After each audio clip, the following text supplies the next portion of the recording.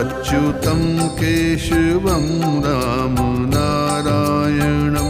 कृष्णदामोदरं वासुदेवं हरि अच्युतं केशवं रामनारायणं